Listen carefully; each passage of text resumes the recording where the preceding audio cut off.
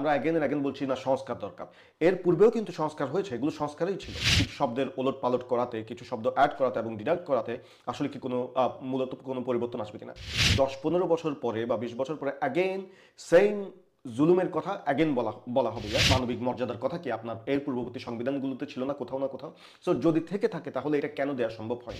IMF আপনাকে যে অন্যায় সত্য দিবে আপনার দেশে ট্যাক্স ভ্যাট আরোপ করার জন্য, এবং আপনাকে এগুলো ইমপ্লিমেন্ট করতে হবে। AIPAC আর বিভিন্ন ফার্মাসিউটিক্যাল কোম্পানিজ তারা বা ইলেকশনের সময় তারা পলিটিক্যাল পার্টিগুলোর মধ্যে ইনভেস্ট করে, এবং ইলেকশনের পরে দেখা যায় যে the elected party which ever maybe, মানে ডেমোক্রেটস বা রিপাবলিকান যারাই হয়, তারা they are oppressing the people. আসলে আমরা যে বলছি মানবিক মর্যাদা, এটার কি ইউনিভার্সাল কোনো রূপ আছে কিনা? মানবিক মর্যাদা থাকলে তাহলে সেটা ওরা ওইখানে কেন স্টাবলিশ করতে পারছে না? কেন ওইখানে মানবিক মর্যাদা ব্যাহত হচ্ছে? কেন আমেরিকাতে কালোরা নিগৃহীত হচ্ছে সব ক্ষেত্রে? কেন ওইখানে নারীদের উপর জুলুম করা হচ্ছে সব ক্ষেত্রে? দে বিলিভ ইন ইট, তারপরেও তারা কেন ফেল করছে? অনলি থিং দে অ্যাচিভ মোর, তাদের যে সেট গোল ছিল এর মধ্যে তারা সিভিলিয়ান ইনফ্রাস্ট্রাকচার বেশি ধ্বংস করছে এবং আরও বেশি সংখ্যক গাজান যে সিভিলিয়ান ছিল তাদেরকে হত্যা করছে। এছাড়া তারা কোনো যে তাদের আলটিমেট গোল নিয়ে তারা নামছিল সেই গোলের কোনো কিছুই তারা অ্যাচিভ করতে পারে না। যে তারা এই উদ্দেশ্যে লিপ্ত ছিল যে তারা কত মানুষ হত্যা করতে পারে, যে কত বেশি মানুষ ওইখানে হত্যা করতে পারে। ইভেন হারেটসে, আপনার ইসরায়েলের যেটা সংবাদপত্র, যে হারেটসে বিভিন্ন ওই কলামিস্টরা কলাম লিখছেন যে এটা ট্রুলি গাজাবাসীর বিজয়। আউযু বিল্লাহি মিনাশ শাইতানির রাজিম, বিসমিল্লাহির রহমানির রহিম, আসসালামু আলাইকুম ওয়া রাহমাতুল্লাহি ওয়া বারাকাতুহু। স্বাগত জানাই আমাদের আজকের আপসীন বার্তায়। আপসীন এমন একটি মঞ্চ যেখানে আমরা দেশ ও দেশের বাহিরের বিভিন্ন সমসাময়িক সোশ্যাল, পলিটিক্যাল এবং ইকোনমিক ব্যাপারগুলি নিয়ে আলাপ করে থাকি, এবং সেই ব্যাপারগুলিতে আমরা ইসলামিক দৃষ্টিভঙ্গি থেকে মন্তব্য করার চেষ্টা করি। তো আমাদের সাথে সংযুক্ত হয়েছেন আজকে জনাব মোহাম্মদ ইসলাম। উনি আমাদের এই প্ল্যাটফর্মে একজন রেগুলার বক্তা, রেগুলার প্রেজেন্টার। ইসলাম ভাই, স্বাগত জানাই আমাদের আজকের পর্বে। ধন্যবাদ। আপনি কেমন আছেন আজকে? আলহামদুলিল্লাহ ভালো আছি, আপনি কেমন আছেন? জি আলহামদুলিল্লাহ।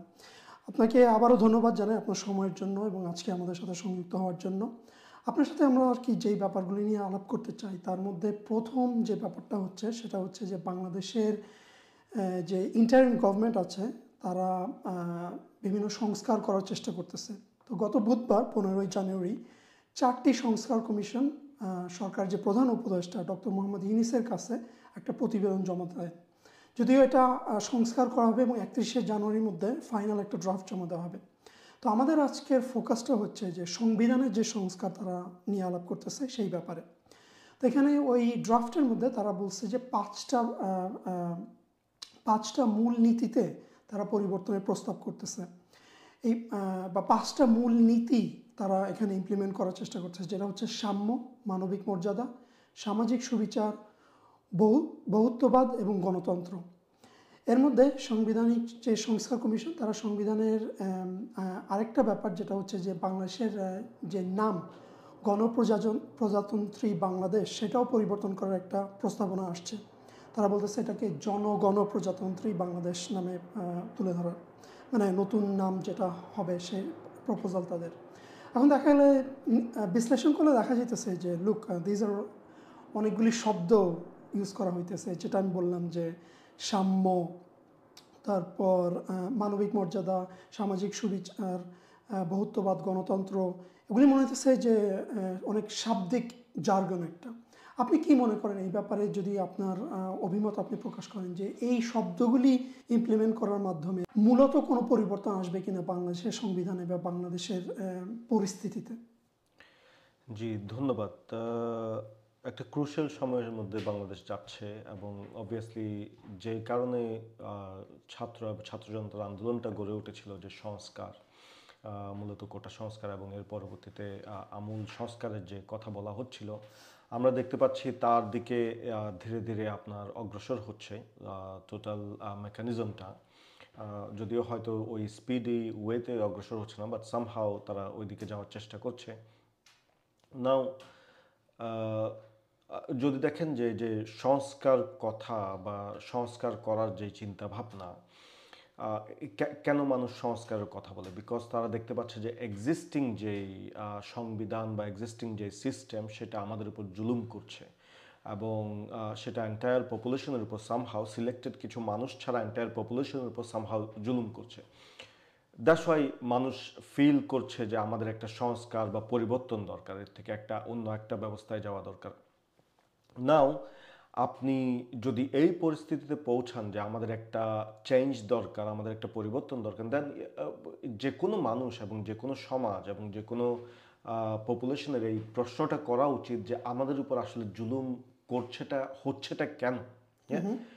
আপনি যদি দেখেন যে অবিভক্ত পাকিস্তান, যে পাকিস্তানের কথা বলেন, যে ভারত থেকে ভেঙে যখন পাকিস্তান হলো,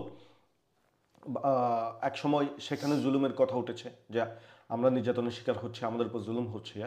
এরপর বাংলাদেশ স্বাধীন হলো এবং বাংলাদেশে একটা নতুন সংবিধান প্রণয়ন করা হলো। শেখ মুজিব সাহেব নতুন সংবিধান প্রণয়ন করলেন, ব্রিটিশ সংবিধানকে, ব্রিটিশ আপনার কিছু টার্মস অ্যান্ড ভ্যালুসকে কপি করে। সো এরপরে আবার অভিযোগ উঠলো যে না, এটাও আমাদের উপর জুলুম চাপিয়ে দিচ্ছে। এরপরে উনাকে হত্যা করা হলো এবং জিয়াউর রহমান আসলেন এবং জিয়াউর রহমান কিছু আপনার পরিবর্তন আনলেন, সংস্কার আনলেন। পাকিস্তানি সংবিধান থেকে শেখ মুজিব সাহেব আপনার সংস্কার করলেন, এরপরে জিয়াউর রহমান সাহেব সংস্কার করলেন। এখন অ্যাগেন আবার এরশাদ পরবর্তী সময়ে আপনার সরকারগুলো কিছু না কিছু সংস্কার সংযোজন করেছে সংবিধানের মধ্যে। নাও অ্যাগেন আবার এত বছর পরে এসে বলা হচ্ছে যে না, এই বিষয়গুলো আমাদের উপর জুলুম করছে, আমাদের অ্যাগেন সংস্কার দরকার। নাও আপনি দেখুন, যেহেতু আমরা মূলে কখনোই পৌঁছাচ্ছি না, তাহলে আমরা অ্যাগেন এন্ড অ্যাগেন বলছি না সংস্কার দরকার। এর পূর্বেও কিন্তু সংস্কার হয়েছে, এগুলো সংস্কারই ছিল। তো এখন আবার এই আপনি যে বললেন যে শাব্দিক এই যে কিছু কিছু শব্দের ওলট পালট করাতে, কিছু শব্দ অ্যাড করাতে এবং ডিডাক্ট করাতে আসলে কি কোনো মূলত কোনো পরিবর্তন আসবে কিনা। দেখুন, এই সংস্কার করার পর আপনি যদি প্রিভিয়াস হিস্ট্রিটাকে অ্যানালাইজ করেন, আপনি দেখতে পাচ্ছেন যে 10-15 বছর পরে বা 20 বছর পরে অ্যাগেন সেম জুলুমের কথা অ্যাগেন বলা হবে। আপনি যদি বিষয়গুলো দেখেন, যে বিষয়গুলো প্রস্তাবনা করা হয়েছে, সাম্য, মানবিক মর্যাদা, সামাজিক সুবিচার, বহুত্ববাদ এবং গণতন্ত্র, দিজ আর নট সাম আপনার বৈশ্বিক লেভেলে এগুলো কোনো নতুন শব্দ না। আপনার বাংলাদেশের প্রেক্ষাপটে এগুলি নতুন কোনো শব্দ না। ইকুয়ালিটি, সোশ্যাল জাস্টিস, আপনার হিউম্যান রাইটস, প্লুরালিজম, ডেমোক্রেসি কোনো নতুন শব্দ না। এখন তাহলে মানুষ যারা এই সংস্কার কমিশন বলেন বা যাই বলেন না কেন, যে মানুষ মূলত বুঝতে ব্যর্থ হয়েছে আমাদের উপর আসলে জুলুম করছে কি, এগুলো কি জাস্ট বিকজ এর পূর্বে সংবিধানে কিছু স্পেসিফিক শব্দ ছিল, ওই শব্দগুলোর আলোকে কি শেখ হাসিনা বা শেখ মুজিব বা এরশাদ আমাদের উপর জুলুম করছিল?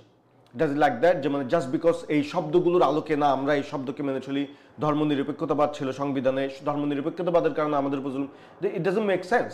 আপনি পাহাড়ের অধিবাসীদের উপর কেন জুলুম করছেন? আপনি অন্যান্য নৃগোষ্ঠীর উপর কেন জুলুম করছেন? আপনি এই সমাজে যারা আপনার এই সংখ্যালঘু সম্প্রদায় তাদের উপর কেন জুলুম করছেন? It doesn't make sense. Forget about it, আপনার মেজরিটি পপুলেশনের উপর আপনি কেন জুলুম করছেন? সো চিন্তা করার বিষয় হচ্ছে, জাস্ট বিকজ আপনি এই শব্দগুলো ইকুয়ালিটি, হিউম্যান রাইটস আপনি চেঞ্জ করে দিলেন, প্রশ্ন করার বিষয় হচ্ছে আপনি যে ইকুয়ালিটি, হিউম্যান রাইটসের কথা বলছেন এবং আপনি সোশ্যাল জাস্টিসের কথা বলছেন, এগুলো আপনি স্টাবলিশ করার আপনার প্রিন্সিপালটা কি? এগুলো যে আপনি স্টাবলিশ করবেন, আপনি যে হিউম্যান রাইটস দিবেন, এগুলোর প্রিন্সিপালটা কি? হিউম্যান রাইটস কি পাকিস্তানের সংবিধানে ছিল না? হিউম্যান রাইটস যে মানুষের মানবিক মর্যাদার কথা কি আপনার এর পূর্ববর্তী সংবিধানগুলোতে ছিল না কোথাও না কোথাও? সো যদি থেকে থাকে তাহলে এটা কেন দেওয়া সম্ভব হয়নি? বিকজ আপনি হিউম্যান রাইটস কিসের ভিত্তিতে দিবেন? আপনি দেখুন, আমি জাস্ট একটা ছোট এক্সাম্পল আনার চেষ্টা করছি। আপনি দেখুন, এই বর্তমান ব্যবস্থায় পলিটিক্যাল পার্টিগুলোকে ইলেকশন করতে হবে। ইলেকশন করতে গেলে তাদের হিউজ অঙ্কের ফান্ড লাগবে। ফান্ডগুলো কে যোগাবে? বড় বড় কর্পোরেট হাউস বা ব্যবসায়ীরা যোগাবে। তাহলে আপনি ইলেকশনে নির্বাচিত হওয়ার পর আপনি কাদেরকে সুবিধা দিবেন? বড় বড় ব্যবসায়ীদেরকে এবং কর্পোরেট হাউসগুলোকে। তাদেরকে সুবিধা দিতে গিয়ে আপনি বঞ্চিত করবেন কাকে? দেশের আপামর জনসাধারণকে। সো আপনি যে এই যে হিউম্যান রাইটসের কথা বলছেন, তা আপনি দেশের আপামর জনসাধারণের হিউম্যান রাইটস কিভাবে আপনি অ্যাচিভ করবেন, তাদেরকে কিভাবে এটা করবেন, যদি রাজনৈতিক দলগুলোকে এত বিশাল অঙ্কের ফান্ড কালেকশন করতে হয় ইলেকশন করার জন্য, হুইচ ইজ আপনার এই সংবিধান সংস্কার এটাকে বন্ধ করতে পারবে না, তাহলে আপনি ওই রাজনৈতিক দল ইলেকশনে নির্বাচিত হওয়ার পর কিভাবে সেই হিউম্যান রাইটস, মানবিক মানুষের মর্যাদা রক্ষা করবে? ইম্পসিবল। সেম ওয়েতে আপনার এই আনবির সোহানের মতো লোকেরা আপনার ওই যে মেয়েদেরকে খুন করবে তাদের আয়েশের জন্য, তার রাইট কোনো আপনি রক্ষা করতে পারবেন না, বিকজ অফ আনবির সোহান আপনার one of the biggest donor. এটাই হচ্ছে বাস্তবতা। কর্পোরেট হাউসগুলোকে আপনি সেম ওয়েতে তাদেরকে সার্ভাইভ করাইতে হবে। আইএমএফ আপনাকে যে অন্যায় সত্য দিবে আপনার দেশে ট্যাক্স ভ্যাট আরোপ করার জন্য, এবং আপনাকে এগুলো ইমপ্লিমেন্ট করতে হবে because of your terms and condition with the international community. So আপনি কিভাবে এগুলো ডিল করবেন, এই জুলুম থেকে বের হয়ে আসবেন কিভাবে? সরি। এখানে বলাই বাহুল্য যে আপনি যে কথাগুলো বললেন বা যেসব ব্যাপারে আপনি হাইলাইট করলেন, এটা খালি বাংলাদেশের প্রেক্ষাপট থেকে না, পুরো গ্লোবালি আমরা যদি অবজার্ভ করি যে আপনার ওয়েস্টার্ন কান্ট্রিগুলোতে বা থার্ড ওয়ার্ল্ডে অবভিয়াসলি ইটস কোয়াইট অবভিয়াস যে এগুলি হইতেছে, এই ধরনের মানবাধিকার লঙ্ঘন হইতেছে। Even in the first world কান্ট্রির মধ্যে সেম ব্যাপারে তারা দেখা যায় যে বিভিন্ন লবি গ্রুপ ইনভেস্ট করে আমেরিকার মধ্যে, ইউ ক্যান সে AIPAC আর বিভিন্ন ফার্মাসিউটিক্যাল কোম্পানিজ, তারা বা ইলেকশনের সময় তারা পলিটিক্যাল পার্টিগুলোর মধ্যে ইনভেস্ট করে, এবং ইলেকশনের পরে দেখা যায় যে the elected party which ever maybe, মানে ডেমোক্র্যাটস বা রিপাবলিকান যারাই হয়, তারা they are oppressing the people, general people, and তারা মানুষের মানবাধিকার এখানে লঙ্ঘন করে থাকে। সো আমি জাস্ট এখানে এই পয়েন্টটা এখানে এই ইনপুটটা দিতে চাইলাম যে এটা শুধুমাত্র বাংলাদেশের প্রেক্ষাপট থেকে না, দিস ইজ ইউনিভার্সাল। ইউনো, এই যে কথাগুলো বলা হচ্ছে সাম্য, মানবিক মর্যাদা, ফর এন এক্সাম্পল ধরেন এই প্রস্তাবনাগুলোকেও যেরকম আমি আগে বলেছি যে মানে ইজ নাথিং নিউ। আপনি জাস্ট পশ্চিম থেকে কপি পেস্ট করছেন, যে হিউম্যান রাইটস এবং সোশ্যাল জাস্টিস এগুলো পশ্চিম থেকে কপি পেস্ট করছেন। লেটস সি আপনার ইউএসএতে human rights, they value it, তারা এটা প্রচার করে এবং প্রসার করে এবং নিজেরা বিশ্বাস করে human rights. Let's see how human rights works in the US. কেন আপনার যে সংখ্যানুপাতিকভাবে আপনার যে মানে রিসার্চ বেস, কেন এটা প্রমাণিত যে কালোরা ওইখানে পুলিশ কর্তৃক নির্যাতিত এবং নিগৃহীত হয়? সেটা জব ক্ষেত্রে বলুন, পুলিশ আপনাকে ধরলে বলুন, আপনার কোনো জায়গায় ব্যবসা করতে গেলে বলুন, আপনি বাড়ি কিনতে গেলে বলুন, যেখানেই যাবেন না কেন কালোরা কেন নিগৃহীত হয়? তারা আমেরিকানরা কি হিউম্যান রাইটসে বিশ্বাস করে না? হিউম্যান রাইটস কি তাদের সংবিধানে নাই? Everything is there. কেন কালেরা তাহলে সিস্টেমেটিকলি নিগৃহীত হয়? ওকে, তারা আপনার ইকুয়ালিটিতে বিশ্বাস করে, ইকুয়ালিটিকে তারা প্রচার করে, প্রসার করে। আপনি শুধু হলিউডের মুভিতে নায়িকাকে দেখতেছেন যে অ্যাকশন করতে, আপনি ওয়াও আমেরিকা আপনার ইকুয়ালিটি প্রচার এবং প্রসার করতেছে, but do you not see ওইখানে আপনার ধর্ষণের মহামারী ওই দেশে, মানে লিবারেল যেখানে ওই সেক্টর যেটাকে ভাবা হয় যে মানে ফিল্ম ইন্ডাস্ট্রি, ওইখান থেকে বের হয়ে এসে মেয়েদেরকে বলতে হয় যে না, আমাদেরও রাইট আছে বেঁচে থাকার, মিটু আন্দোলন করতে হয় বিকজ অফ দিস অপারেশন।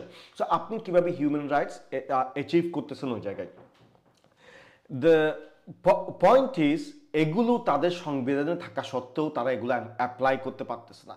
ওইখানে কালোদের সাথে আপনার বৈষম্য করা হচ্ছে, নারীদের সাথে বৈষম্য করা হচ্ছে, জাস্ট বিকজ দুই একটা মেয়েকে আপনি যে দেখে যে তারা আপনার খুবই হাই লেভেলে পৌঁছে গেছে, আপনি এটা ডিসাইড করতে পারেন। লক্ষ লক্ষ লক্ষ নারী নির্যাতিত হচ্ছে, ধর্ষণের শিকার হচ্ছে। আপনি জাস্ট স্ট্যাটিস্টিক দেখুন ইন্টারনেটে গিয়ে, আপনি তাদের ওইখানে ধর্ষণের রেট কি, ধর্ষণের শিকার হচ্ছে।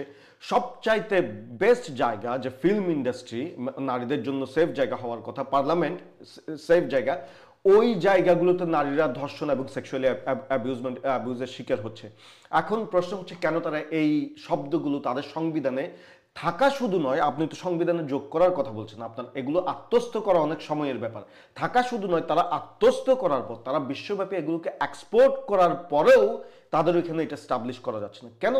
কারণ কখনোই এগুলোর মূলে যাওয়া হয়নি আসলে মানুষ মানুষের সাথে বৈষম্য কেন করে, মানুষ অন্য আরেকটা লিঙ্গের সাথে কেন জুলুম করে, কেন তার উপর ভারী হইতে চায়, মানুষ কেন অন্য কোনো নৃগোষ্ঠীর উপর, কালো, পাহাড়ি, যে সংখ্যালঘু যে কেউ হোক, তার সাথে জুলুম করতে কেন উদ্যত হয়? এগুলোর মূলটাকে আপনি আনলেস এগুলোর গভীরে যান এবং প্রশ্ন করেন এগুলো কেন হচ্ছে, ইটস ভেরি ডিফিকাল্ট। আপনি শুধু শাব্দিক পরিবর্তনের মাধ্যমে এগুলো অ্যাচিভ করে ফেলবেন এবং একটা বৈষম্যহীন সমাজ গড়বেন। আপনি যাদেরকে আইডল ভাবছেন, আপনি যাদেরকে যে ভাবছেন যে এই শব্দগুলোর এই ভ্যালুসগুলোকে তারা অনেকটা অ্যাচিভ করতে পেরেছে, তাদের ওইখানে এগুলো কখনো অ্যাচিভ করা যায় নাই। যা আপনি শুধু যদি এই ফিল্মজি ওয়েতে দেখেন যে না, ওই কসমেটিক ওয়েতে দেখেন যে না, তারা তো মুভি বানায় যেখানে খুবই নায়ক নায়িকা খুবই অ্যাকশন করে, তারা নিশ্চয়ই liberal. No, this is not the case. তারাই নিগৃহীত এবং নির্যাতিত। সো দ্য কোয়েশ্চেন ইজ কেন এটা হচ্ছে? আপনার পাকিস্তান আমল থেকে নিয়ে যেটা বলছিলাম যে বাংলাদেশ আমল, শেখ মুজিব, জিয়াউর রহমান, এরশাদ, এখন আরেকটা সময় যাচ্ছে আমাদের জন্য, কেন মানুষ মানুষের উপর জুলুম করছে? এন্ড অফ দ্য ডে আপনি যে বলছেন যে equality, social justice, human rights, এগুলো আপনি এগুলো অ্যাপ্লাই করার বা সমাজে আপনার এগুলো ইমপ্লিমেন্ট করার আপনি মূল ভিত্তি কি আপনার, সেটা হচ্ছে আপনার আমার মতো মানুষ তার চিন্তার ভিতর থেকে বের করে আনবে আসলে মানবিক মর্যাদা কি, ইজন্ট ইট? এটাই হচ্ছে কোর অফ দ্য যে আপনার এই ডিসকাশন, যে তারা বের করে আনবে আসলে মানবিক মর্যাদা কি, আসলে আপনার সোশ্যাল জাস্টিস কি, আসলে ইকুয়ালিটি কি, আপনার আমার মতো মানুষ। সো দ্য থিং ইজ, আপনার আমার মতো মানুষ যখন মানবিক মর্যাদা বের করে আনবে, obviously because of our limited nature of the knowledge আমরা ভুল হতে বাধ্য এক না এক সময়। যে আমাদের কাছে আজকে যেটা মানবিক মর্যাদা বলে মনে হচ্ছে, ডাউন দ্য লাইন আপনার 50 ইয়ার্স পরে দেখা যাবে এটা জুলুম ছিল কারো প্রতি। এটা আমরা হিস্টোরিক্যালি পৃথিবীর বিভিন্ন কোনায় দেখতে পেয়েছি, যখন মানুষ মানুষের সাথে একসময় যেটা মনে করা হচ্ছে যে ইউরোপে যেরকম মনে করা হয়েছে যে মানে স্লেভ তন্ত্র যেটা, সেটাকে টিকিয়ে রাখা বা সেটাকে সাস্টেইন করা, এটাই হচ্ছে আপনার মানবিক মর্যাদা। আপনার স্লেভ থাকবে সেটাই, এবং তাকে এইভাবে ট্রিট করবেন ব্যাডলি সেটাই। কিন্তু ডাউন দ্য লাইন যখন তারা দেখলো, তারা একসময় না এটা জুলুম ছিল একসময়। সো মানবিক মর্যাদা একসময় না একসময়, আপনি ইউরোপে এখন যেটা, যে নারীদেরকে আপনার জাস্ট সেক্সুয়াল অবজেক্ট হিসেবে দেখা হয় এবং তাদেরকে আপনার এই ধরেন কমোডিটি হিসেবে দেখা হয়। ইয়েস, আপনি বলবেন যে হয়তো থিওরিটিক্যালি দেখা হয় না, but practically that's the reality, যে তাদেরকে কমোডিটি এবং সেক্সুয়াল অবজেক্ট হিসেবে দেখা হচ্ছে। ডাউন দ্য লাইন আপনি 100 বছর পরে গিয়ে বলছেন না, নারীদের সাথে এটা জুলুম করা হয়েছে। So what's the point? আপনি আপনার মাথার থেকে যখনই লিমিটেড নলেজের মানুষ যখন তার মস্তিষ্ক থেকে যখনই ভাববে যে আসলে মানবিক মর্যাদা কি, ইকুয়ালিটি কি, সে মানুষের সাথে জুলুম করতে বাধ্য। এই প্রশ্নের মীমাংসা না পাকিস্তান সৃষ্টির সময় করা হয়েছে, না বাংলাদেশ সৃষ্টির সময় করা হয়েছে, না এই শেখ মুজিব, জিয়া, এরশাদ, না এখন করা হচ্ছে। আসলে আমরা যে বলছি মানবিক মর্যাদা, এটার কি ইউনিভার্সাল কোনো রূপ আছে কিনা? মানবিক মর্যাদা থাকলে তাহলে সেটা ওরা ওইখানে কেন স্টাবলিশ করতে পারছে না? কেন ওইখানে মানবিক মর্যাদা ব্যাহত হচ্ছে? কেন আমেরিকাতে কালোরা নিগৃহীত হচ্ছে সব ক্ষেত্রে? কেন ওইখানে নারীদের উপর জুলুম করা হচ্ছে সব ক্ষেত্রে? দে বিলিভ ইন ইট, তারপরেও তারা কেন ফেল করছে? Now do you want me to believe যে আপনি বাংলাদেশে বৈশা যেগুলো এই মানবিক মর্যাদা, সাম্য, এই আপামর জনসাধারণ শব্দগুলোই বুঝে না, আপনি এটাকে স্টাবলিশ করে ফেলবেন ওয়েস্টের আদলে? ওয়েল, ইভেন এই যে ইম্পসিবল লেভেল যদি আপনি অ্যাচিভও করতে পারেন, স্টিল ইট ইজ জুলুম। কারণ তারাই জুলুম করছে, যেটা আমরা এতক্ষণ ধরে আলাপ করলাম যে তারাই জুলুম করছে। স্টিল আপনি মানুষের সাথে জুলুম করবেন, বিকজ আপনি কোর অফ দ্য প্রবলেম আপনি কখনোই ডিল করেন নাই, যে এগুলোর উৎসটা কি হবে, মানবিক মর্যাদা, সাম্য, এগুলো আদায় করার উৎসটা কি হবে। ইসলাম ভাই, জাজাকাল্লাহ খাইর, আপনি ইলাবোরেট করছেন যে আসলে এই শব্দগুলি পরিবর্তনের মাধ্যমে মানুষের যে সিচুয়েশন, এটা পরিবর্তন করা সম্ভব না, কারণ তারা প্রবলেমের যে রুট ওইটা অ্যাড্রেস করতেছে না। এখন বাংলাদেশে we know that majority population around 92 to 93% population হইতেছে আপনার মুসলিম। এখানে মাইনরিটি আছে হিন্দুজ, আদার রিলিজিয়ন্স, পাহাড়ি জনগোষ্ঠী। তো এই ধরনের একটা ক্লাইমেট, এই ধরনের একটা দেশে আপনি কি মনে করেন যে কি হইতে পারে আমাদের সেই ভিত্তি, কিভাবে আর কি আমরা ইউনাইটেড হইতে পারি, এবং প্রকৃত পরিবর্তন বলতে কি হইতে পারে বাংলাদেশে? কেউ যদি এখানে এসে যেটা আপনি বলতেছিলেন যে পাকিস্তানও করতে পারেনি, পাকিস্তানের জন্মলগ্নে শেখ মুজিবও করতে পারেনি, জিয়া রহমানও করতে পারেনি, এবং পরবর্তী যে রাজনৈতিক দলগুলো তারা বিভিন্নভাবে আমাদের যে সংবিধান এটাকে সংস্কার করার চেষ্টা করছে, none of them brought about genuine change in the life of our people. So আমাদের ক্ষেত্রে what could be the binding factor, এবং কীভাবে আমাদের দেশের মানুষের কোন ডাইরেকশনে যাওয়া উচিত, যদি সংক্ষেপে এই ব্যাপারে? ধন্যবাদ। আমি ওইখানে যাওয়ার আগে জাস্ট একটা ক্রুশাল পয়েন্ট মেক করতে চাচ্ছি। আপনি দেখুন যে this are just, to be honest, আমি হয়তো রুড ওয়ার্ড ইউজ করতে হচ্ছে, ইটস রাবিশ। আপনি চিন্তা করে দেখুন, আপনি যে এই যে সংস্কারের কথা বলছেন, ইভেন এই যে শাব্দিক সংস্কার বা শাব্দিক পরিবর্তন, যে কোনো রাজনৈতিক দল সে ইলেক্টেড হয়ে আসার পরেই সে এগুলো যে চেঞ্জ করবে না, তার গ্যারান্টি কি? আপনি যেটাকে আজকে বলছেন যে না, এগুলোকে ভ্যালু করতে হবে, এটাই পরিবর্তন হলে আমরাই পরিবর্তন হয়ে যাব, যে রাজনৈতিক দল পরিবর্তিত হয়ে ইলেক্টেড হয়ে আসার পর সে পরিবর্তন করবে না কেন? আওয়ামী লীগ আই থিংক 17 বার সংবিধান চেঞ্জ করেছে। আপনি যে রিজনে এটা আজকে পরিবর্তন করার কথা বলছেন, for the same reason they will change it again, because তারা বলবে যে তারা পাবলিক তাদেরকে নমিনেট করেছে এবং they have the right. So তাদের অনুকূলে যেটা যাবে, যেটা আমি বলছিলাম, তাদের কিছু আপনার বার্ডেন আছে যে এই পলিটিক্যাল পার্টি রান করার জন্য। না, আপনি যে বলছেন যে তাহলে আসল পরিবর্তন কি হতে পারে, লুক, আমরা মুসলিম প্রধান দেশ, আমরা ইসলামে বিশ্বাস করি, এবং আমরা বিশ্বাস করি যে ইসলাম এই মহাবিশ্বের সৃষ্টিকর্তার থেকে এসেছে। নাও আপনি যেটা আমরা আগে বলছিলাম যে লিমিটেড নলেজ দিয়ে, আপনার সীমাবদ্ধ জ্ঞান দিয়ে আপনি যখন মানবিক মর্যাদা, ইকুয়ালিটি এগুলো যখন ডিসাইড করেছেন, অবভিয়াসলি আপনি একটা না একটা সময় জুলুম করছেন, একটা না একটা সময় অল দ্য টাইম জুলুম করছেন, because of limited knowledge, nature, মানুষের লিমিটেড নলেজের নেচার। এটা বলছি না যে লিমিটেড নলেজ দিয়ে আপনি কোনো ইনভেনশন করতে পারবেন না, কোনো কিছু বিল্ড করতে পারবেন, obviously you can do this, but যখন মানুষের সাথে মানুষের রিলেশনশিপের বিষয় আসে, তাদের সাথে একে অপরের সাথে জাস্টিস করার বিষয় আসে, তখন অবভিয়াসলি আপনার এই লিমিটেড নলেজ কাজ করে না, because there is a complicated dynamics আপনার আমার মধ্যে, রিলেশনশিপের মধ্যে, that should be dealt by some superior knowledge, যেখানে এই লিমিটেশনের যে সীমাবদ্ধতা নেই। নাও আমরা এই বাংলাদেশের এই মুসলিম আপনার মেজরিটি মুসলিমরা এবং ওই অঞ্চলে বাস করা মানুষেরা, তারা যে কম বেশি এগ্রিড হয়েছে ইসলাম হচ্ছে আল্লাহর কাছ থেকে যে একটা সুনির্দিষ্ট জীবন বিধান, এবং তারা এটাও এগ্রিড হয়েছে যে ইসলামিক জীবন বিধান সুপিরিয়র টু এনিথিং এলস, যেটা পরিসংখ্যানগত দিক দিয়ে ইভেন আমরা দেখেছি যে তারা এগ্রিড হয়েছে, এবং তারা এখানেও এগ্রি করে যে আমাদেরকে ইসলাম দ্বারা রুল করা উচিত। নাও দ্য প্রবলেম ইজ, এই যে মানুষের যে আকাঙ্ক্ষা, এই যে আপনারা বলছে এখানে যে যে আপনার প্রস্তাব করা হচ্ছে, হ্যাঁ, যে আপনার গণতন্ত্র, আমি যদি এটাকে এভাবেও দেখি যে গণতন্ত্র মনে হচ্ছে মেজরিটির রুল, তো মানুষের এই যে মেজরিটির যে আকাঙ্ক্ষা, তো আপনি গণতন্ত্রে বিশ্বাস করছেন কিন্তু মেজরিটির সেই আকাঙ্ক্ষাকে আপনি বাস্তবায়ন করছেন না। মেজরিটির আকাঙ্ক্ষা হচ্ছে সে শরিয়া দ্বারা শাসিত হবে, তা আপনি বলছেন যে আমি গণতন্ত্র চাই, কিন্তু মেজরিটি কি ধরনের রুলিং চাই সেটাকে আপনি পাত্তা দিচ্ছেন না। সো এটা ওই যে বলছিলাম যে সীমাবদ্ধ নলেজ দিয়ে আপনি নিজেকেই নিজে কন্ট্রাডিক্ট করবেন এবং মানুষের উপর জুলুম করবেন। সো মানুষ যখন আপনার চায় যে শরিয়া রুলিং, আপনি যখন তার কাছে মানুষের রুলিং চাপিয়ে দিচ্ছেন, এটা জুলুম নয়, এটা আপনার এই যে মানবিক মর্যাদা ভুলুণ্ঠিত করা নয়, তার হিউম্যান রাইটসকে ডিনাই করা নয়, তাহলে নিজের সাথে নিজেই কন্ট্রাডিক্ট করছেন তার আকাঙ্ক্ষাকে।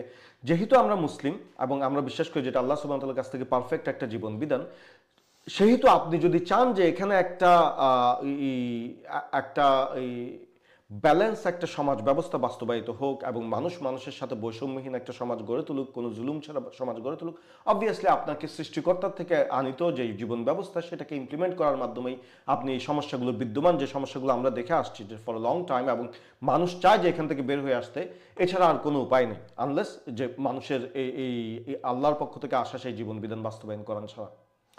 জাজাকাল্লাহ খায়ের, once again আপনি clearly highlighted the look, আমরা যে ওয়েস্টার্ন যে লিবারেল ডেমোক্রেসি যেটাকে আমরা কপি করতেছি, আমরা সেটার ধারা বাংলাদেশের মানুষের যে সিচুয়েশন, এটা পরিবর্তন করা সম্ভব না জাস্ট কপি পেস্ট করার মাধ্যমে, কারণ they themselves were not successfully able to do it.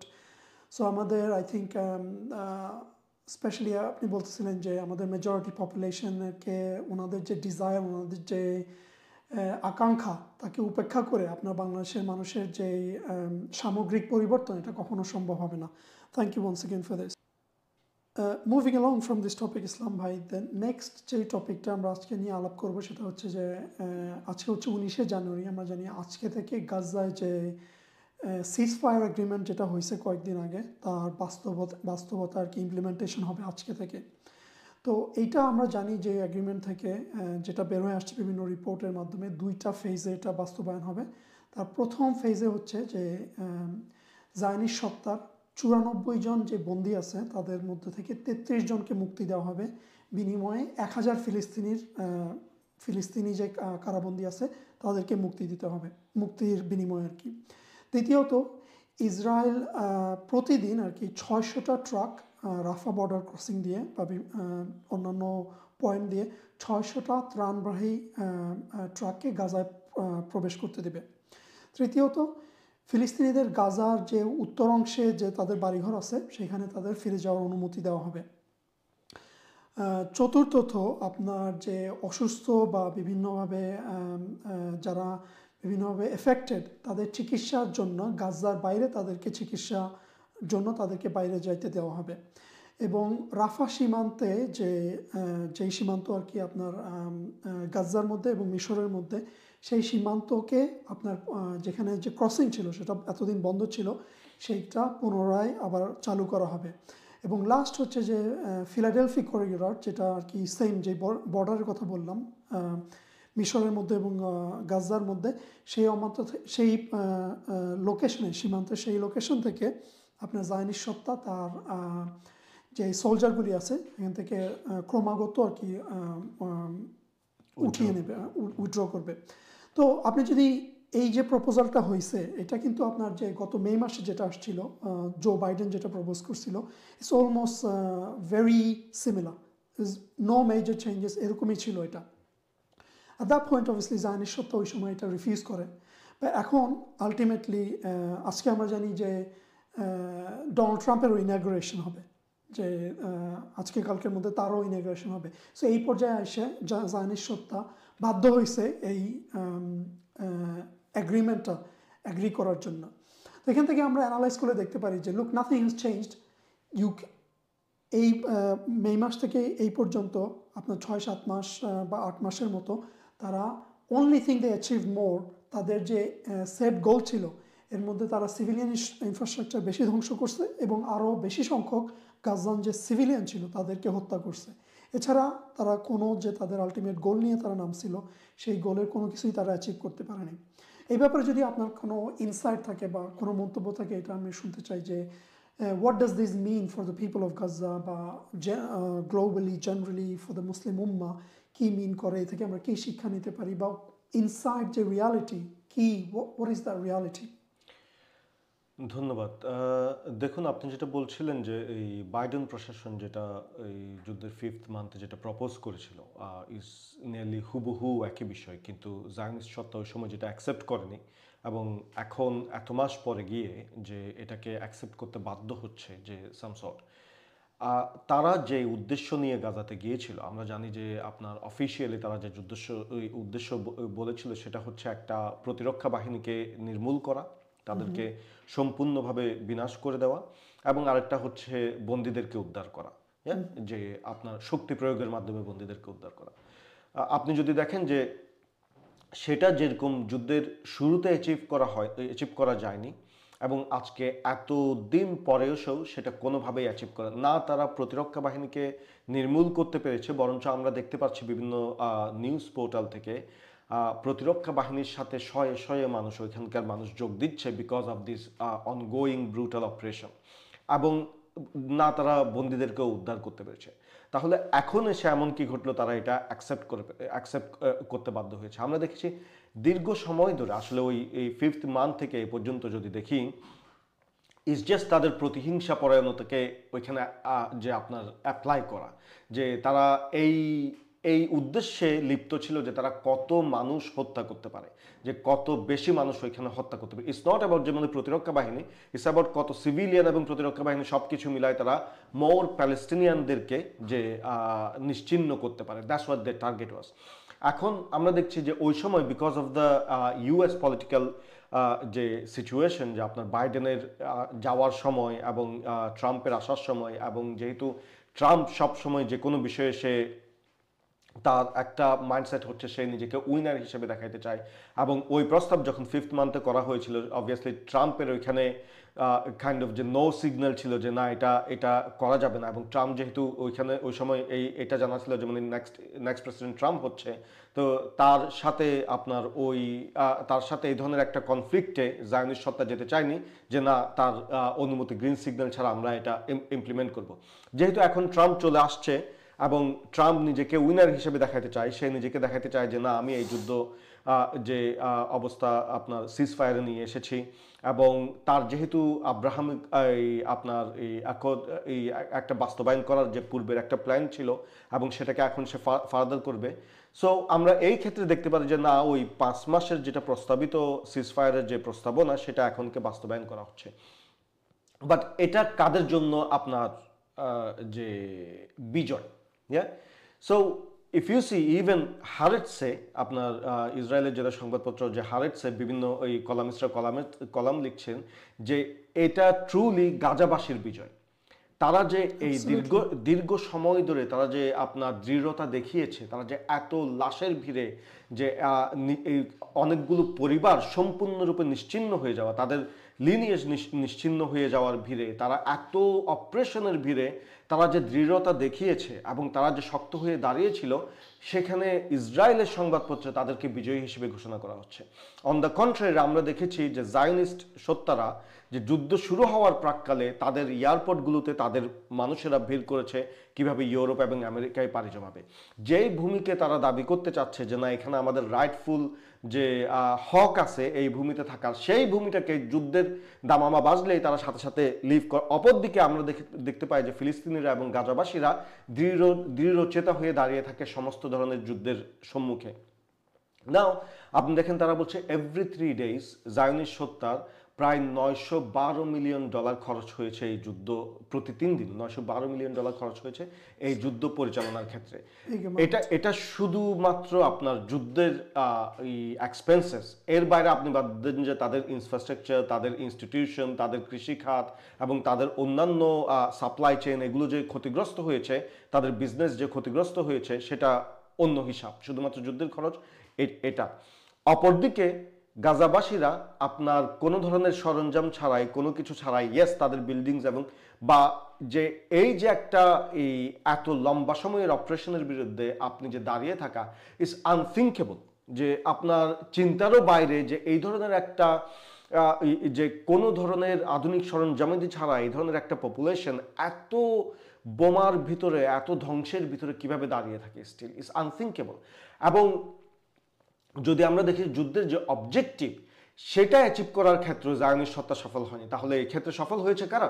গাজাবাসীরা সফল হয়েছে এই ক্ষেত্রে, যেহেতু জায়নিস্ট সত্তা সেই অবজেক্টিভ অ্যাচিভ করতে পারেনি। তো আমরা দেখতে পাই যে অ্যাবসলুটলি এই সিজফায়ার, যদিও এটাকে অনেক আপনার দীর্ঘায়িত করা হয়েছে, বা স্টিল এই সিজফায়ার গাজাবাসীরই নিশ্চয়ই বিজয়। অবশ্যই এখানে বলাই বাহুল্য যে আপনার যেটা আপনি যেই রেজিস্ট্যান্সের কথা বলতেছিলেন গাজাবাসীর, যারা যেই ধরনের রেজিস্ট্যান্স এখানে দেখাইছে, আপনার প্রায় 1.9 মিলিয়ন হচ্ছে 19 লক্ষ। আমাদের বাংলাদেশের আই থিঙ্ক লক্ষ আর মিলিয়নের মধ্যে একটা প্রবলেম আছে হিস্টোরিকলি, যে 19 লক্ষ মানুষকে তারা তাদের বাসস্থান থেকে নির্মূল করে দিচ্ছে এবং বাসস্থান থেকে সরে যেতে বাধ্য করছে। এবং আমরা জানি অফিসিয়াল ফিগারে আপনার অফিসিয়াল ফিগার হচ্ছে 50,000-এর মতো, but realistically this figure could be anything around 150 থেকে 200,000-এর মতো মানুষটাকে তারা হত্যা করছে। আর ইনফ্রাস্ট্রাকচারকে আপনার প্রায় 80 থেকে 90% যে গাজার যে ইনফ্রাস্ট্রাকচার তা ধ্বংস করে ফেলছে। দ্যাটস দ্য অনলি থিং তারা অ্যাচিভ করছে।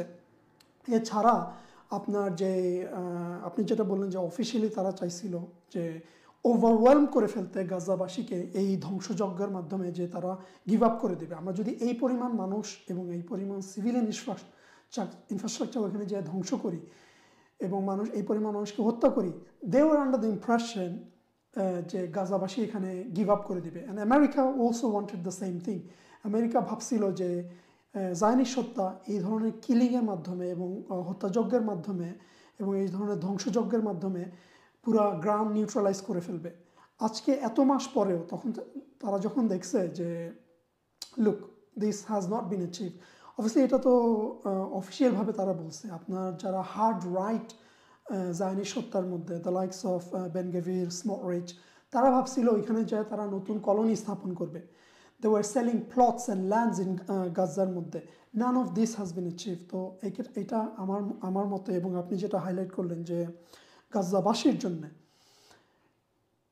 একটা চরম ভিক্টরি, তারা যে ধৈর্য দেখাইছে, তারা যে রেজিস্ট্যান্স দেখাইছে, is definitely deserve a big prize from the Muslims around the world. But আমি যদি এই ব্যাপারে আপনাকে ফার্দার একটা প্রশ্ন করি বা ফার্দার একটু ইলাবোরেট করতে বলি যে what does this mean for global উম্মা, তারা কী শিক্ষা নিতে পারে এখান থেকে, বা তাদের কী শিক্ষা নেওয়া উচিত?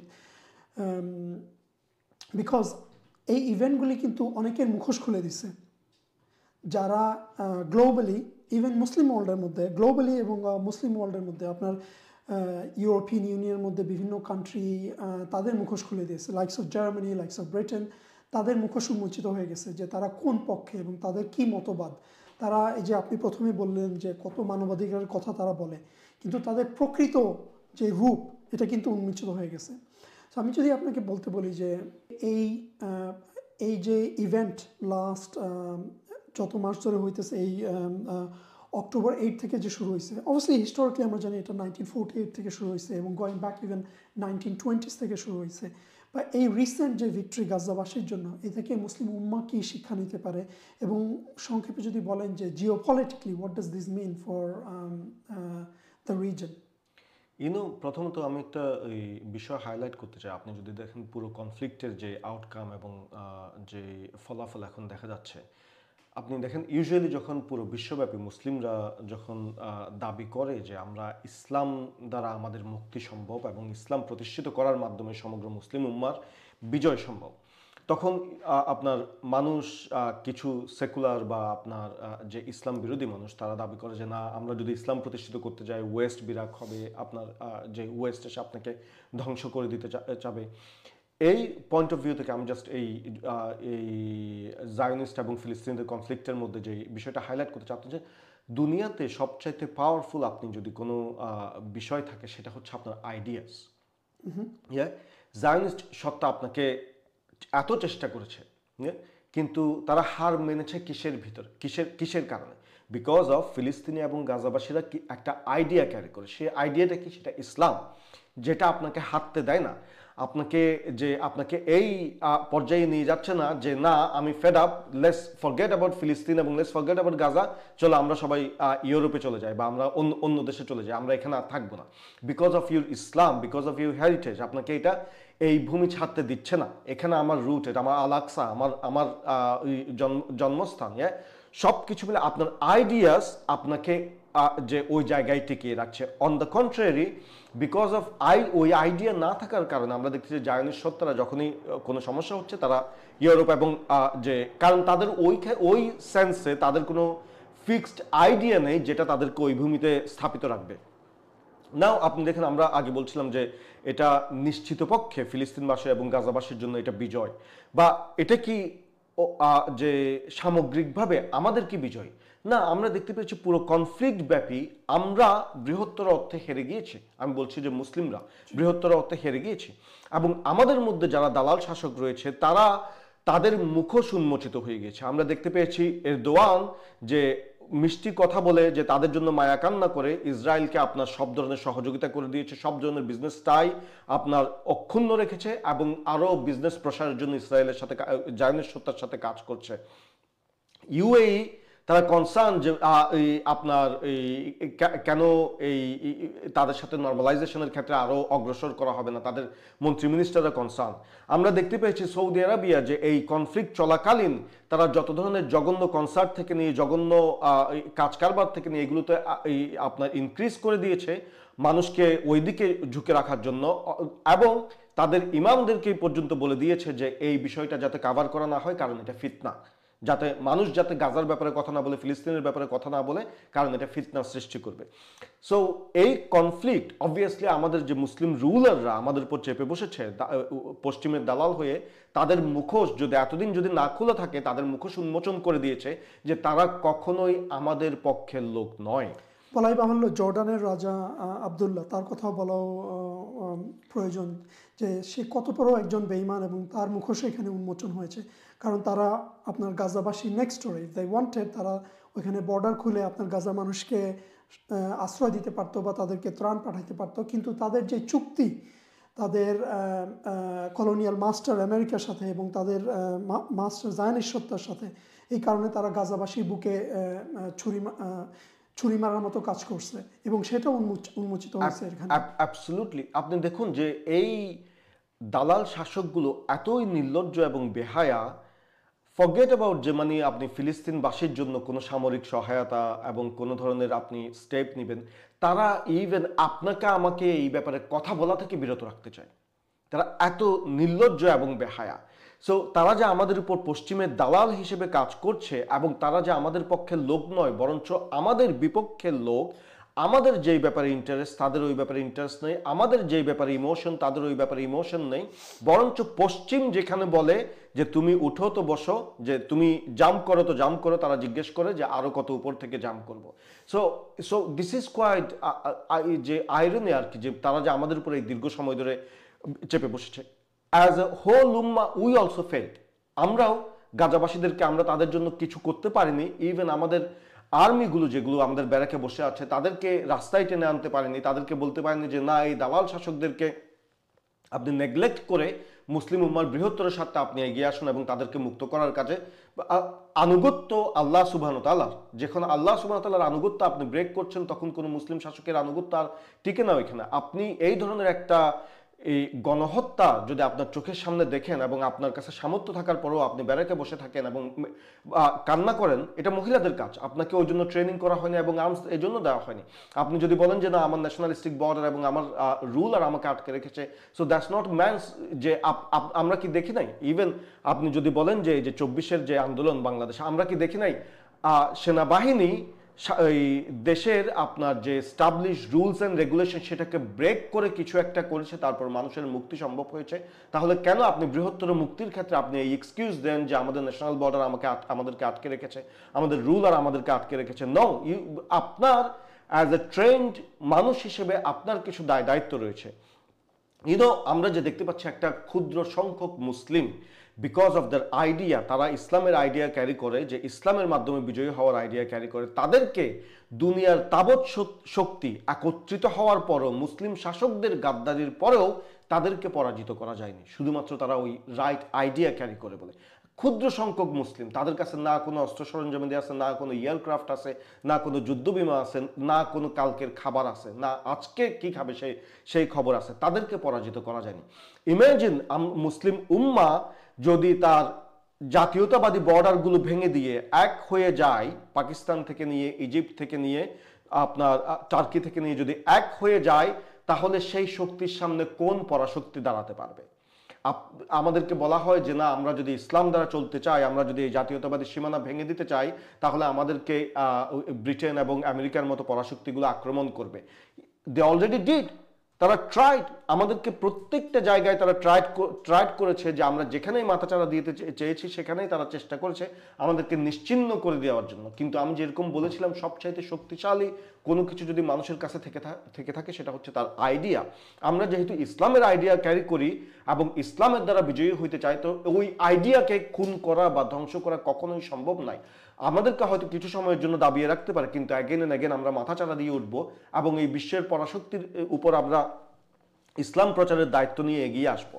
বাট দ্য প্রবলেম ইজ যে এই মুহূর্তে যারা এই কাজটা করার কথা, যে মুসলিম শাসকরা এবং মুসলিম মিলিটারি যে কাজটা করার কথা, একত্রিত হয়ে আমাদের যেই ভাই বোনেরা নির্যাতনের আপনার সম্মুখীন হচ্ছে তাদেরকে উদ্ধার করার কথা, তারা ওই কাজে এগিয়ে আসছে না। এবং অ্যাজ এ হোল মুসলিম উম্মা আমরা তাদেরকে ওই পথে ডাকতেও ব্যর্থ হয়েছি, তাদেরকে এই রাস্তায় এগিয়ে আসার আহ্বান জানাতে যথেষ্টভাবে আমরা ব্যর্থ হয়েছি। তাহলে আমরা যদি দেখি যে তারা এই জাতীয়তাবাদী বর্ডার ভেঙে, আমরা যদি এক হয়ে এই মুসলিম আর্মিরা এগিয়ে আসে, তাহলে আমাদের সামনে কোনো পরাশক্তি দাঁড়ানোর সাহস এবং শক্তি রাখে না। আসলে ব্যাপারটা আপনি যেটা বলতেছিলেন এটা খুবই স্ট্রেট ফরওয়ার্ড এবং খুবই সিম্পল একটা ব্যাপার। আমরা যদি এই রিজনের কথা বলি, আমেরিকা এখানে উদ্বিগ্ন, কারণ কয়েকদিন আগে আমরা জানি যে বাশার আল আসাদের পতন হয়েছে এই অঞ্চলে।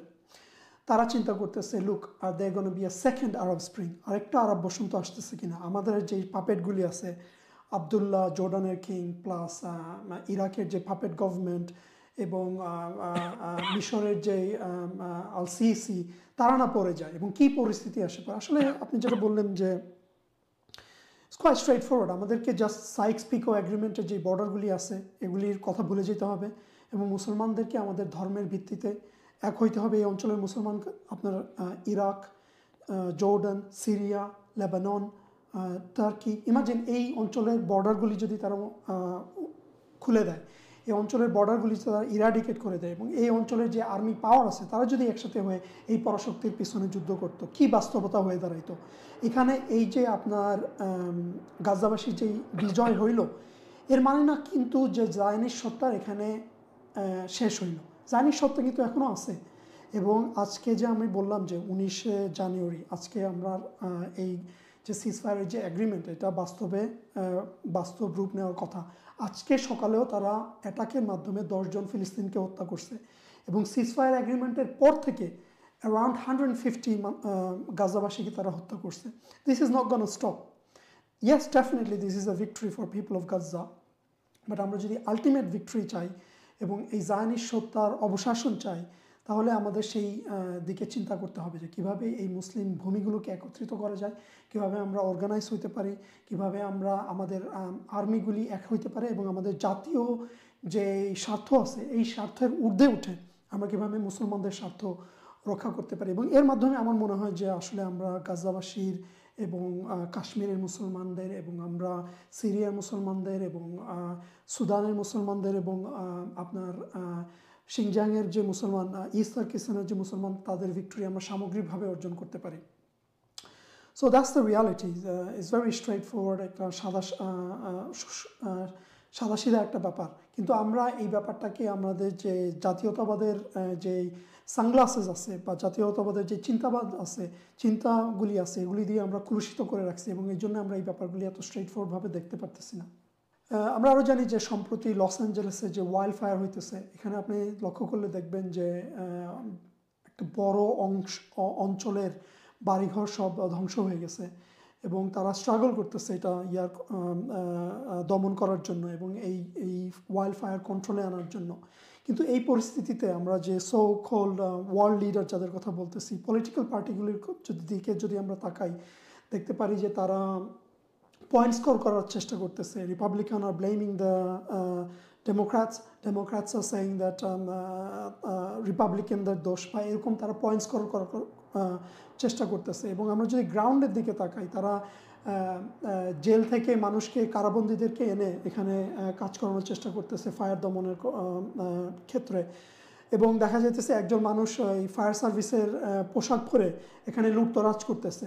তো আমরা কীভাবে আশা করতে পারি যে আমেরিকা, যেখানে পলিটিক্যাল পার্টিগুলি এই ধরনের ন্যাচারাল ডিজাস্টারগুলোকে তারা পয়েন্ট স্কোর করার জন্য ইউজ করে, এবং বড় বড় যে কর্পোরেশন আছে, ওল দ্য ইন্স্যুরেন্স কোম্পানি, তারা চিন্তা করে যে আমার how do I make a benefit, আমি এখান থেকে প্রফিট কীভাবে করি।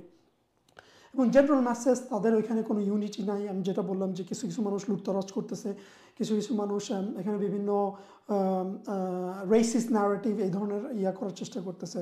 সো আমরা কীভাবে আশা করতে পারি যে এই ধরনের একটা জনগোষ্ঠী বা এই ধরনের একটা শাসন ব্যবস্থা বা এই ধরনের একটা আইডিওলজি আমাদেরকে দিক নির্দেশনা দেবে। আমাদের বাংলাদেশের প্রেক্ষাপটে বললে, বাংলাদেশের প্রেক্ষাপটে যেটা আমরা আজকে প্রোগ্রাম শুরু করলাম, যে আমরা কি তাদের মতো এই মানবতার কথা বলে, এই বহুত্ববাদের কথা বলে, এই সোশ্যাল জাস্টিসের কথা বলে, তাদের এই আইডিয়াগুলি কপি করে আমরা কি আমাদের জীবনযাত্রার মধ্যে জাস্টিস আনতে পারি কিনা, বা আমাদের দেশকে একটা সুনির্দিষ্ট জায়গায় নিয়ে যেতে পারি কিনা?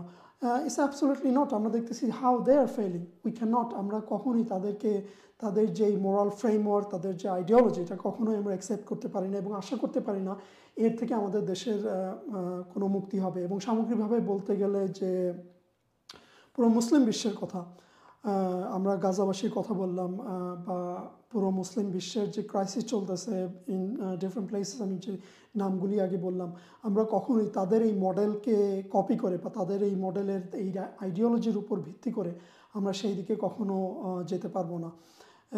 I think this is what I would like to be the conclusive remark of আজকের প্রোগ্রামের, যে আমাদের যদি কোনো টেক হোম মেসেজ থাকে, this should be the message যে লুক, তাদের যে আইডিওলজি ইটস ফেলিং দেমসেলফ। একজন ফেমাস পলিটিক্যাল অ্যানালিস্ট উনি বলতেছেন আমেরিকার সবচেয়ে বড় শত্রু হচ্ছে আমেরিকা ইটসেলফ। সো আমরা কীভাবে বলতে পারি যে তারা তাদের আইডিওলজি, তাদের জীবন ব্যবস্থা আমাদেরকে উন্মুক্ত করবে আমাদের পরিস্থিতি থেকে, আমাদের মুসলিম বিশ্বের যে পরিস্থিতি সেখান থেকে। ওমর রাদিয়াল্লাহু আনহু একসময় ফেমাসলি বলছিলেন যে মক্কার মানুষ ছিল এক ধরনের নিগৃহীত মানুষ, তাদের স্টেটাস এত হাই ছিল না, এবং ইসলাম আসার পরে এবং ইসলামের ইমপ্লিমেন্টেশনের পরে দ্যাট আপলিফটেড দেম, তাদেরকে সম্মানের জায়গায় নিয়ে গেছে, মুসলমানদেরকে সম্মানের জায়গায় নিয়ে গেছে, এবং পুরো ওয়ার্ল্ডের মধ্যে মুসলমানদেরকে এমন একটা স্টেটাসে নিয়ে গেছে, তারা পুরো ওয়ার্ল্ডের মধ্যে কমান্ড করতো এবং তারা মুসলমানদের যে স্ট্যাটাস এটাকে অনেক উঁচু জায়গায় নিয়ে গেছে এবং তাদের আমাদের সেই ডিক্লাইন তখনই হয়েছে যখন আমরা ইসলাম থেকে দূরে সরে গেছি এবং ইসলামের যে আদর্শ তা থেকে দূরে সরে গেছি এবং আমরা যদি বাংলাদেশে এবং পুরো মুসলমান বিশ্বে আমাদের সেই স্ট্যাটাসে ফিরে যেতে চাই তাহলে একমাত্র এটা সম্ভব ইসলামের মাধ্যমে এবং ইসলামের আদর্শের মাধ্যমে। সো আমাদের ব্যক্তিগত ক্ষেত্রে, সামাজিক ক্ষেত্রে এবং রাষ্ট্রীয় ক্ষেত্রে সেই ইসলামকে পুনঃপ্রতিষ্ঠার মাধ্যমেই একমাত্র আমরা সেই স্ট্যাটাসে ফিরে যেতে পারি এবং সেই সুমর্যাদার জায়গায় ফিরে যেতে পারি। দর্শক, আপনাদেরকে ধন্যবাদ জানাই আমাদের আজকের অনুষ্ঠানে আমাদের সাথে থাকার জন্য এবং আপনাদের সময়ের জন্য। আমাদের বিভিন্ন সোশ্যাল মিডিয়ার প্ল্যাটফর্মগুলোতে আমাদের সাথে সংযুক্ত থাকবেন এবং আমাদের সেই পোস্টগুলোর মধ্যে আপনার কমেন্ট বা আপনাদের প্রশ্ন থাকলে জানাতে পারবেন এবং সেই প্রশ্নগুলো এবং আপনাদের কনসার্নগুলো আমরা অ্যাড্রেস করার চেষ্টা করব। আসসালামু আলাইকুম ওয়া রাহমাতুল্লাহি ওয়া বারাকাতুহু।